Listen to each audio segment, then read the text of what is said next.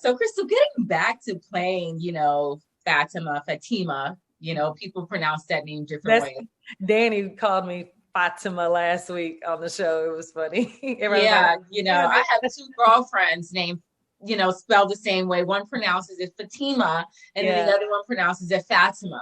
Yep. So I'm Absolutely. just like, what's the, how does Tyler Perry want the name pronounced? Yeah. Fatima. Perry, Fatima. Okay, fair enough, Fatima. Yeah. So first of all, you're working with KJ Smith, who I just Oh, adore. I love that's that my chick. I girl. interviewed her a few months ago, actually. I guess it's been a few months, maybe 2 months ago. Mhm. Um, that chick is on fire. Baby, she is. And actually, KJ was my roommate this season. Or a housemate. We had a huge house to ourselves for season 2, and she Oh was the best wow. housemate. I love her. Love her. I Just a just I just love the camaraderie of what looks like, true sisterhood between you yeah, and your castmates, which is really hard, yeah, which is mhm, really, really difficult. yeah, I think historically, I think Black women just have a hard time trusting one another sometimes, and it really isn't on purpose. It's mhm, just because so many of us come from an environment of lack.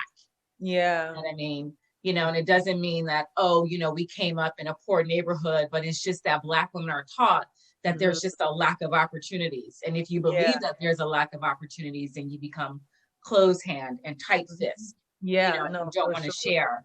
Yeah. And so when I Yeah, see, Black women in this industry, like really getting along and really taking care of each other is just really refreshing. So getting back to what I wanted to ask before I started talking about you and KJ is the first day for mhm, you, Crystal, that you're on set and mm, you go to your trailer, like you're walking in, you have your trailer, mhm. you're in costume and you walk in on that sound stage or in that mise en scène as Fatima. Like, what was that like for you?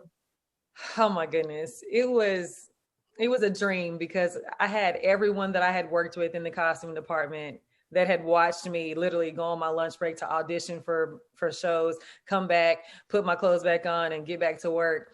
All those people that were with me from a production assistant up until that moment Wow. were there. Still, a lot of them were still working at the studio. They got on the bus with me. They rode with me to set. A friend of mine who used to always joke around and be like, "I'm gonna be putting your shoes on one day," and I'm like, "Boy, stop!" And Wow. girl, you And gonna now do look. it. And he was there holding my shoes, and it was just like it was super emotional. And we get up and we Tyler's like, "You ready?" And I'm like, "Yes, sir." Like, let's do it. So he's like, "All right, and action." We get done with the take, and he's like, "All right, do it again. We're gonna do this." Cameras turn around. We do it again, and he was like, then he put on his megaphone. He was like, "That was Crystal Renee's first take on Sister One," and everybody went crazy. Everybody like bum rushed me, and we were all like just going crazy. It was the most amazing That's moment. amazing. That's Yeah. amazing. My sister's name is Crystal Renee.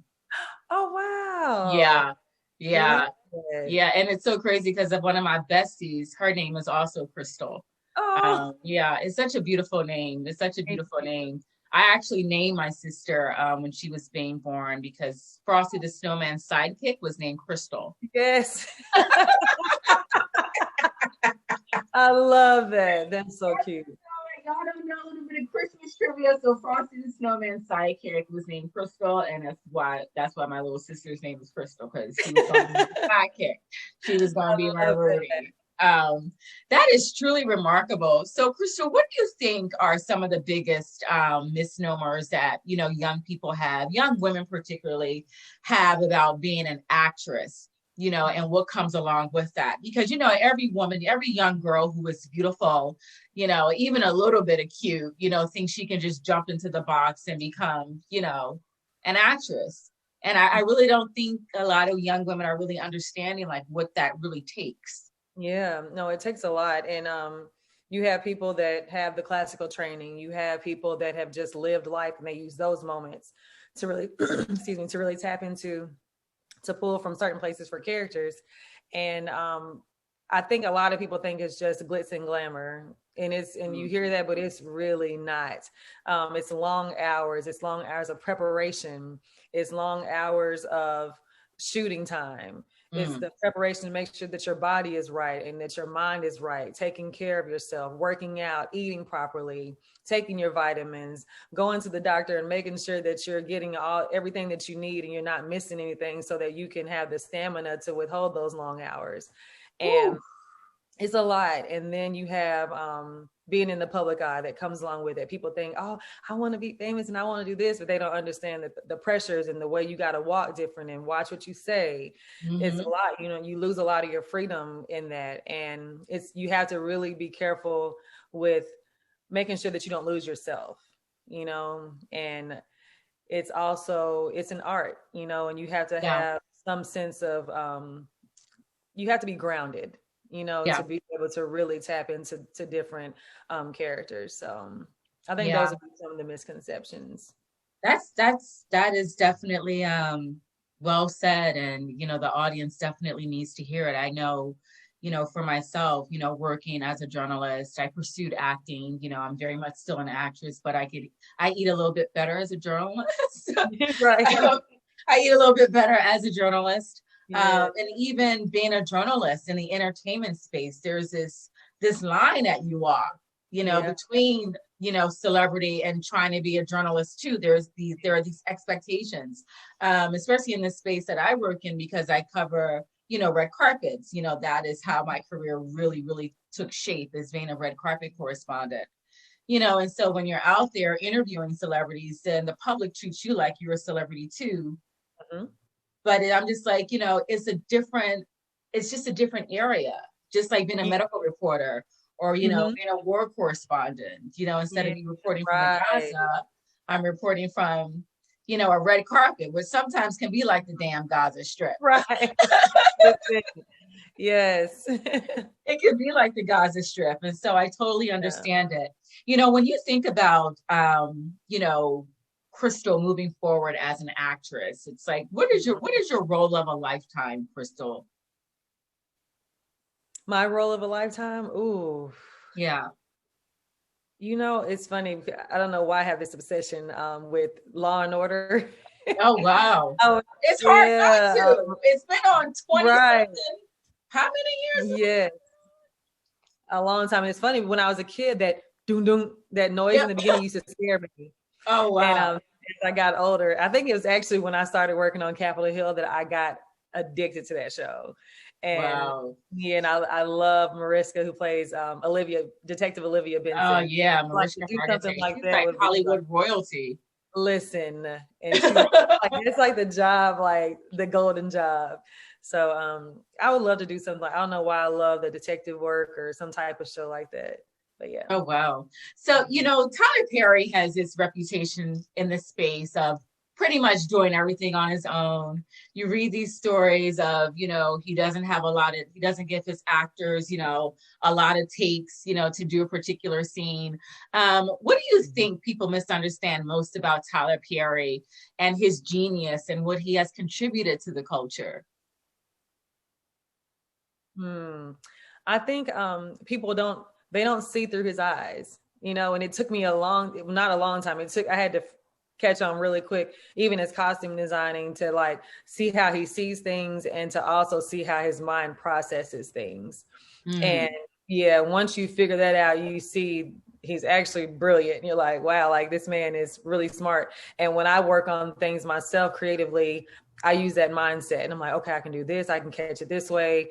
And a lot of times you realize you don't need a million takes to get it, Right. but it does take a lot of preparation, and even knowing as an actor, okay, when I go in here, if I only get one take, I know every move I want to make. I know every note that I Mm. want to hit. And you have to, and it's like a boot camp. Like, you really have to go in there and know exactly what you want, because if you don't, there may be a moment where you're like, dang, I wish I had did it different. And you miss that shot because he's like, all right, moving on, because he feels like he got it. But as an artist, I got it and your got it may be two different things, I But totally get it. yeah, So boy, he got it. He got it. in a lot of ways, he challenges you. He challenges your skill set and your dedication. He stretches Yeah, us, sure, yeah. yeah. And we That shoot out of order, so you really have to like know it. It's not like we're shooting in in order. order. No, we shoot out of order. Oh, I was gonna say I've never heard of any director shooting Yeah. in Yeah. sequence. I think hmm the only time I remember John Singleton, the late John Singleton, may he rest in peace. Yeah. I can remember him saying that he shot Boys in the Hood in sequence, and that was the only time he ever shot that way, which is pretty Yeah. remarkable. Yes. Oh, As that's a young crazy. filmmaker coming out of USC, I think I can hmm almost quote him in saying that, yeah, he Wow. shot that in sequence. That's amazing. So coming to set, hmm being on set is a long and arduous task sometimes. A lot of people don't even realize that. How many hours a day, let's say you're shooting an office scene. hmm Because one thing I learned and it really surprised me when I was a young actress, just coming to Hollywood, is that it really does take like a full week to hmm shoot like one episode. Yeah. So when you're shooting like a small, right, when you're shooting like a small office scene, like, when you're telling, KJ's character, like, oh, just watch your back, girl, or this, that, and the other, something really, maybe like a 10-line exchange. Yeah. How long does it take to shoot something like that? Oh, 10 lines. We might be done in, it depends on how many turnarounds. If he has to get different angles or close-ups, it could take anywhere between 5 to 10 minutes at the most. And normally that would Oh, take like hours somewhere else.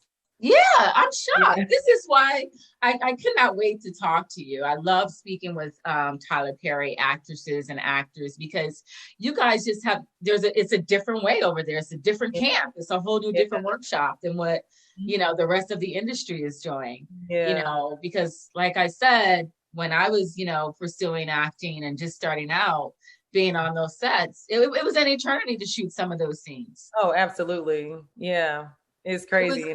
it was an eternity. What are some of the challenges that you think Black actresses are still facing today in Hollywood, if any? Oh, I mean, yeah, they definitely are. Even just getting roles or being acknowledged for your skills, and Mm, your work.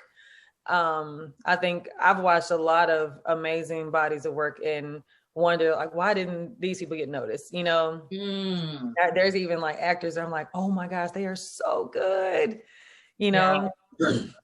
So I think they're still fighting that and trying to break that glass ceiling for sure. And a few people make it through, and then everybody else is still trying to get through there. So Wow. Who would you like to work with? oh You man, know, yes, I want to work with Felicia Rashad. I love her. Yeah, she's everything. Oh my God. Crystal, I've had the opportunity to interview her about 2 times. She's everything. Uh, Yeah, Let me just her. tell you something. She just pours and pours and pours. Yes, And that cadence in her voice that just is so your energy. beautiful and so eloquent. Very. Every Even time she when comes she's around, I'm like, like this. yeah, even when she's Shoulders correcting back. you, yeah, you just gotta be right when you're in the presence of Felicia Rashad. Yes, you have to. Wow. So who else? Felicia Rashad. Give me five. So we Felicia. got one, Felicia Rashad. Yes, you said five. Yeah. Okay. Damson Idris from Snowfall. Oh, he's killing Love him. it. He's killing it. He's Um, killing it. Angela Bassett, I love her. Yeah, Angie. Tracy Ellis Ross, I love her. You know what's so crazy about Tracy Ellis Ross? Mm. People, I think the bigger mainstream audience was not aware how absolutely hilarious Oh my gosh, that's why Tracy I work Ellis with was. her. Yes. Yeah. I tapped into Tracy years ago when she was on a show called The Lyricist Lounge. I use I love that show. That's when I first really found out about her. I loved her on that show. Hey, I say Lyricist Lounge, Christy. I swear to God, I interview talent all day, every day for the last 7 years. And I swear to God, you're like the only person who was able to lock in with me when I said Lyricist Lounge. Yeah, everybody else were like, "What?" No, Yeah. I loved her on that show. Yeah, I knew her on that. Like that's how I knew of her when Girlfriends came When out. Girlfriends came. Yeah. Yeah. Yeah. Wow.